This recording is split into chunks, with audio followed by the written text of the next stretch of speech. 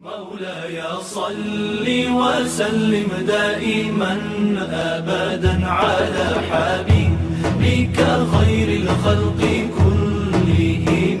مولاي صل وسلم دائما أبدا على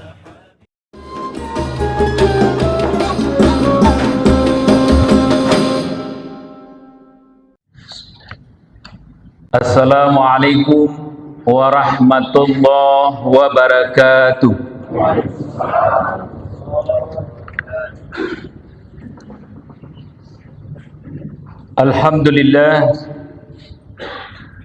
Alhamdulillahilladzi halakal insana fi ahsani taqwim summa radadnahu asfala safilin illa alladhina amanu wa amilus solihat. Asyhadu an la ilaha illallah zul maghfirati wa rahmah, wa asyhadu anna sayyidana wa habibana Muhammadan abduhu wa rasuluhu sahibur risalah. Allahumma salli wa sallim wa barik ala sayyidina Muhammadin wa ala alihi wa sahbihi ajma'in. Amma ba'du, fa ya ayyuhal hadirun ittaqullaha haqqa tuqatih wa la tamutunna illa wa antum muslimun. Faqala Allah ta'ala fil kitabihil karim, a'udzu billahi minasy syaithanir rajim. Bismillahirrahmanirrahim. Laqad ja'akum rasulun min anfusikum azizun 'alaihi ma anittum harisun 'alaikum bil mu'minina raufur rahim. Fa in tawallaw faqul hasbiyallahu la ilaha illahu 'alaihi tawakkaltu wa huwa rabbul 'arsyil 'azim. Sadaqallahul adzim. Ma'asyiral muslimin, jamaah Jumat yang dirahmati Allah Subhanahu wa ta'ala. Makna dalam Al-Quran yang Hatib bacakan di awal tadi, sungguh telah datang kepadamu Rasul dari kaummu sendiri, berat terasa olehnya penderitaanmu, sangat menginginkan keimanan dan keselamatan bagimu, amat belas kasihan lagi penyayang terhadap orang-orang mukmin. Ayat 128. Jika mereka berpaling dari keimanan, maka katakanlah, cukuplah Allah bagiku, tidak ada Tuhan selain Dia, hanya kepadanya aku bertawakal, dan Dia adalah Tuhan yang memiliki arsy yang agung. Ayat 129. Hadirin jamaah Jumat yang dirahmati Allah Subhanahu wa ta'ala, mengawali khutbah Jumat pada kesempatan mulia ini, Hatib mengajak kepada jamaah, wabil khusus kepada diri Hatib sendiri, untuk senantiasa menguatkan ketakwaan kepada Allah Subhanahu wa ta'ala dengan cara menjalankan segala apa yang diperintahkan oleh Allah dan menjauhi apa yang dilarang oleh Allah Subhanahu wa ta'ala. Di antara perintah yang saat ini menemukan momentumnya adalah perintah untuk memperbanyak bersalawat kepada Nabi Muhammad sallallahu alaihi wasallam. Sebagaimana kita ketahui bersama jamaah yang dimuliakan oleh Allah, saat ini kita sudah berada di bulan Rabiul Awal, yang tepatnya hari ini 12 Rabiul Awal, di mana Rasulullah sallallahu alaihi wasallam yang kita cintai lahir ke bumi ini tepatnya pada 12 Rabiul Awal. Jamaah yang dimuliakan oleh Allah Subhanahu wa ta'ala, pada bulan ini kita dianjurkan untuk memperbanyak salawat kepada sosok yang mulia, yang telah membawa penerang kehidupan dunia dari sebelumnya penuh dengan kejahiliahan dan kegelapan, Jamaah yang dimuliakan Allah Subhanahu wa ta'ala, salawat sendiri merupakan ibadah yang sangat istimewa. Bukan hanya kita manusia yang diperintahkan oleh Allah untuk bersalawat, Allah yang memberi perintah bersalawat, termasuk juga kepada para malaikat Allah pun bersalawat kepada Nabi Muhammad sallallahu alaihi wasallam. Hal ini jelas termaktub dalam Al-Quran, surah Al-Ahzab ayat 56. Bismillahirrahmanirrahim. Inna Allah wa malaikatahu yusalluna 'alan nabi ya ayyuhalladzina amanu sallu 'alaihi wasallimu taslima. Jamaah yang rahmati Allah Subhanahu wa ta'ala, yang maknanya adalah sesungguhnya Allah dan para malaikatnya bersalawat untuk Nabi. Wahai orang-orang beriman, bersalawatlah kamu untuk Nabi dan ucapkanlah salam dengan penuh penghormatan kepadanya. Jamaah yang mulia, Rasulullah juga telah mengungkapkan keistimewaan dan keutamaan bersalawat kepadanya. Di antaranya akan membalas umatnya yang bersalawat kepadanya. Disebutkan di dalam hadisnya yang artinya, jamaah yang dimuliakan oleh Allah Subhanahu wa ta'ala, siapa saja yang bersalawat kepadaku sekali, niscaya Allah bersalawat kepadanya 10 kali. Hadis riwayat Muslim. Jamaah yang dimuliakan oleh Allah Subhanahu wa ta'ala, maka oleh karenanya momentum bulan Rabiul Awal, tepatnya hari ini, hari kelahiran Rasulullah sallallahu alaihi wasallam, menjadi saat yang tepat untuk memperbanyak salawat dengan memperingati kelahiran Rasulullah sallallahu alaihi wasallam. Maka peringatan kelahiran, Maulid Nabi merupakan wujud cinta dan penghormatan kepada beliau.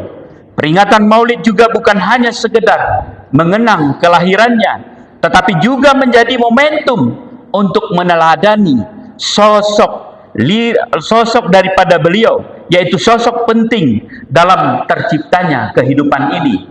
Jamaah yang dimuliakan Allah Subhanahu wa ta'ala, apa teladan yang bisa kita ambil hari ini, jamaah yang dirahmati Allah? Karena sifat Rasul itu ada 4, jamaah.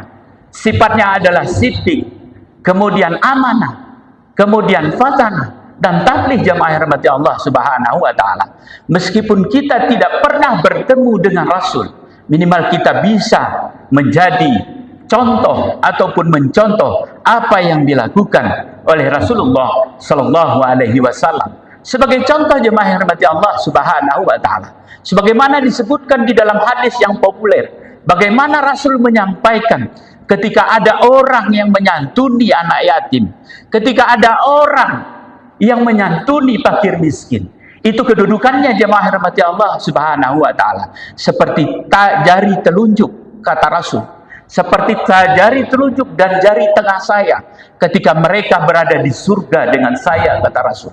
Bagaimana mulianya, jemaah yang dirahmati Allah, ketika orang memelihara dengan ikhlas anak yatim, fakir miskin, maka kedudukannya di sisi Allah nanti bersama Rasul seperti jari telunjuk Rasul itu ditunjukkan, dan juga jari tengah Rasul. Itu menunjukkan adalah kedekatan kita bersama Rasul ketika kita nanti di surganya Allah Subhanahu wa ta'ala. Jamaah yang dimuliakan Allah, marilah kita wujudkan momentum ini, bukan hanya sekedar maulid memperingati, tetapi mencontoh apa yang dicontohkan oleh Rasul kepada kita. Karena apa yang dicontohkan oleh Rasul itu adalah jalan-jalan menuju surganya Allah Subhanahu wa ta'ala. Dalam sebuah lirik Qasidatul Burdah, Imam Al-Busiri menyatakan bahwa Nabi Muhammad sallallahu alaihi wasallam yang menjadi sebab penciptaan dunia. Hal ini selaras juga dengan sebuah hadis qudsi yang diriwayatkan oleh Al-Hakim dan Al-Baihaqi dalam kitab Asyiyatul Baijuri ala matni Burdah halaman 21. Jamaah yang dimuliakan Allah Subhanahu wa ta'ala, yang maknanya Nabi Adam alaihissalam ketika ia melihat catatan La ilaha illallah Muhammadur Rasulullah pada tiang-tiang ars, Allah menjawab, kau meminta dengan namanya, Nabi Muhammad sallallahu alaihi wasallam agar aku mengampunimu. Sungguh kalau bukan karenanya aku tidak akan menciptakanmu. Dari hadis ini bisa kita pahami, jamaah yang dimuliakan Allah Subhanahu wa taala, jika bukan karena Nabi Muhammad, niscaya Allah tak akan menciptakan Nabi Adam. Jika Nabi Adam tidak diciptakan oleh Allah, maka niscaya keturunan Nabi Adam takkan diciptakan. Pada kenyataannya, jamaah yang dimuliakan Allah Subhanahu wa taala, Allah menciptakan Nabi Adam, maka oleh karenanya menciptakan Nabi Adam dan anak keturunannya. Allah juga menciptakan alam semesta yang kita nikmati hari ini. Adapun hadirnya Rasulullah sallallahu alaihi wasallam ke muka bumi ini telah disebutkan di dalam Al-Qur'an surat Al-Ahzab ayat 45 dan 46. Dalam ayat ini dijelaskan ada 5 tugas daripada Nabi Muhammad sallallahu alaihi wasallam yang diembannya sebagai nabi terakhir. Allah berfirman, Bismillahirrahmanirrahim. Ya ayuhan nabiyyu inna arsalnaka syahidan wa basyiran wa nazira wa da'iyan ila Allah biiznihi wa sirajan munira. Sadaqallahul adzim. Yang artinya jemaah yang dirahmati Allah Subhanahu wa taala, wahai Nabi Muhammad, sesungguhnya kami mengutus engkau untuk menjadi saksi, memberi kabar gembira dan memberi peringatan, dan untuk menjadi penyeru agama Islam, agamanya Allah, dengan izin Allah, serta sebagai pelita dan penerang. Dalam tafsir Ibnu Katsir dijelaskan bahwa tugas pertama Nabi Muhammad adalah syahidan. Apa itu syahidan, jemaah yang mulia? Syahidan adalah saksi. Maksud dari saksi ini adalah menyaksikan keesaan Allah Subhanahu wa taala, bahwa tidak ada Tuhan selain Allah. Nabi Muhammad juga menjadi saksi terhadap umat manusia tentang amal perbuatan kita kelak di hari kiamat. Hal ini selaras dengan Al-Quran surah Al-Baqarah ayat 143. Penggalannya jemaah yang dimuliakan Allah. Bismillahirrahmanirrahim. Litakunu syuhada 'alan nasi wa yakunna rasulu 'alaikum syahida. Sadaqallahul adzim. Jemaah yang dimuliakan Allah Subhanahu wa taala, yang maknanya agar kamu menjadi saksi atas perbuatan manusia dan agar Rasul Nabi Muhammad menjadi saksi atas perbuatan kamu. Dan kemudian jemaah yang dimuliakan oleh Allah Subhanahu wa taala, tugas kedua adalah sebagai mubasyiran, pembawa kabar gembira. Rasulullah diutus untuk menyampaikan berita gembira kepada orang-orang mukmin dengan pahala yang berlimpah yang diberikan Allah atas ketaatan dan perintah daripada Allah Subhanahu wa taala. Yang kemudian jemaah yang dimuliakan oleh Allah Subhanahu wa taala, tugas ketiga yang diberikan kepada Nabi Muhammad sallallahu alaihi wasallam yaitu nadhiran. Apa itu nadhiran? Nadhiran adalah pemberi peringatan. Rasulullah sallallahu alaihi wasallam diamanahi oleh Allah Subhanahu wa taala untuk mengingatkan kepada orang-orang kafir bahwa siksaan Allah sangatlah mengerikan dan sangatlah pedih, jamaah yang dimuliakan Allah. Dan kemudian tugas Nabi Muhammad yang keempat adalah menjadi da'iyan ilallah. Apa itu da'iyan ilallah? Yaitu penyeru manusia kepada agama Allah. Maksud penyeru adalah menyeru kepada semua makhluk untuk menyembah Tuhan dan tidak menyembah selain Allah Subhanahu wa taala. Maka oleh karenanya jemaah yang dimuliakan oleh Allah, jangan kita menyembah selain Allah, karena Rasul sudah mengajarkan kepada kita untuk tidak menyembah selain Allah Subhanahu wa taala. Yang selanjutnya jemaah yang dirahmati Allah, yang kelima yaitu sirajan muniran, yaitu cahaya penerang, yakni kebenaran yang sangat jelas dan terang benderang. Kebenaran ini seperti sinar matahari yang tiada akhirnya, yang sangat terang. Kebenaran ini seperti sinar matahari yang tiada seorang pun mengingkarinya kecuali orang yang membangkang dan tidak mau tunduk kebenarannya.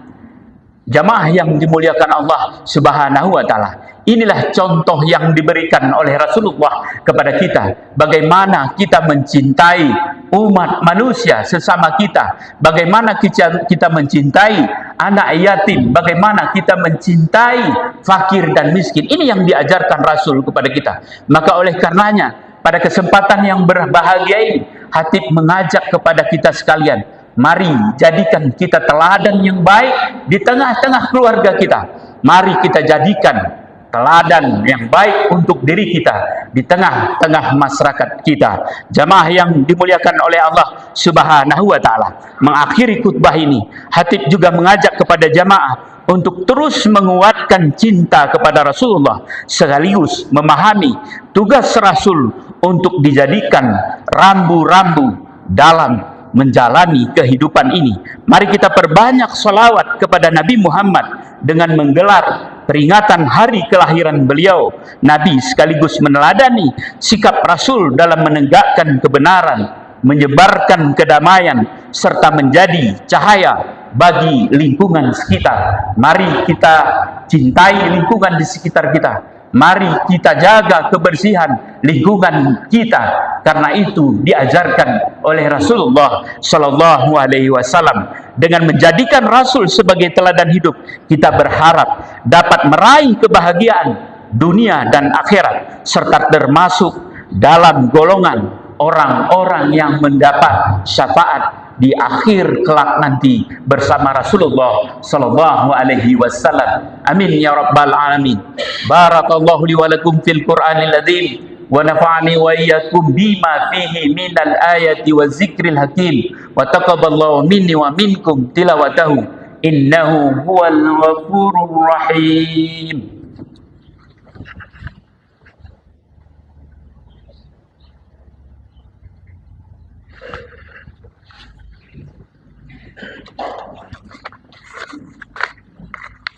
Alhamdulillahilladzi arsala rasulahu bil huda wa dinil haqq liyuzhirahu 'alad dini kullih walau karihal musyrikun. Asyhadu an la ilaha illallah wahdahu la syarikalah wa asyhadu anna Muhammadan 'abduhu wa rasulahu la nabiyya ba'dah. Allahumma salli ala Sayyidina Muhammad wa ala ali Sayyidina Muhammad. Amma ba'du, faya ibadallah, usikum binafsih bitaqallah, faqad fazal muttaqun. Ya ayyuhalladzina amanu taqullaha haqqa tuqatih wa la tamutunna illa wa antum muslimun. Faqala Allah ta'ala fil kitabihil karim, a'udzu billahi minasyaitonir rajim. Bismillahirrahmanirrahim. Ya ayuhan nabiyyu inna arsalnaka syahidaw wa basyiraw wa nazira. Sadaqallahul adzim. Inna Allaha malaikatahu yusalluna 'alan nabiy.